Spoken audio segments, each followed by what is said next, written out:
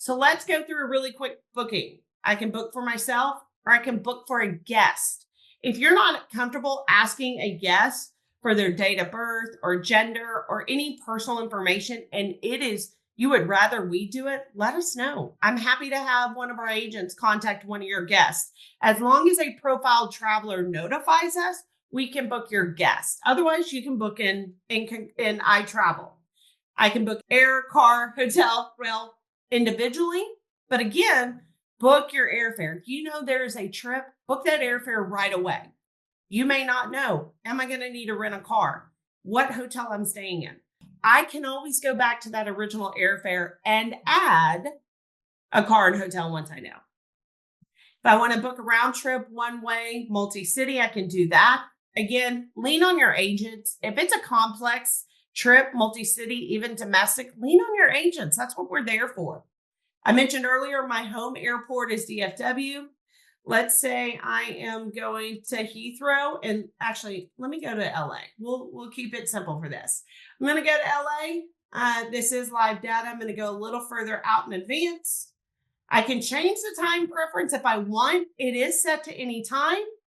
And then I do want to include accommodation. So let's say I was going to UCLA. I have no idea what their address is. There we go. I'm looking at UCLA's campus. It matches my flights. Then I'm going to search. So what you're probably going to see immediately is now within iTravel, I have to pick my outbound and then I have to pick my return. There's also more information on your screen. Many of you are probably like, where's my matrix? There used to be a really handy dandy matrix at the top. It's just hidden now. So if I wanted to come in, just look at American not stops, I could. But I want to look at all of these. If I want to see more of what these airfares include, I can expand this and show details. If I want to specify a different time or look at in-policy fares only, or only least cost logical fares, I could do that. Logical is the key word. If I'm going from Dallas to LA, it is not going to show me an airfare that's going Dallas, XNA in Arkansas, Chicago, Boise, then LA. That's not logical. Keep that in mind. It is showing logical airfares only. So many times I get travelers that go out to Google and search a flight and they're like, but I can find this cheaper, $100. Yeah, but it has a 24-hour layover in Tulsa. You don't want that. That's not logical. Each one of these little icons, click on it. It'll give you more information. Now, I cannot change this terminology. I get you're not really doing something that violates or out of policy. What this means is if you have a business reason and you must book this out of policy, fine. But please let us know that reason. That is not because at the end of the year, we're going to call you and yell at you and say you were a bad traveler. That is giving us the tools in our arsenal to go back to the airlines and say, hey, we need this from you. We need to know why travelers are booking particular fares. Also, if the iTravel team determines that we need to update the university travel policy and we have to present this to leadership, we want to provide information. Leadership, we want to update our policy and here is why. So logging for reports does not mean you've done anything so bad somebody's going to call you. So there are icons throughout. Let's see if I can find some just real quick. Let me just look at American and see if there's any others that I can show. And there's not. But let's just go ahead and click on one of these. I can go ahead. You can see book out of policy. I have to select, if there is a reason. I'll show you here in just a second. I've picked my outbound. Now I've got to pick my return. Again, icons throughout. There may be a purple one. That indicates that's the least lowest logical. There may be a handshake. That means there's an agreement with that airline or supplier in the university. So let me just check this. We'll go quickly.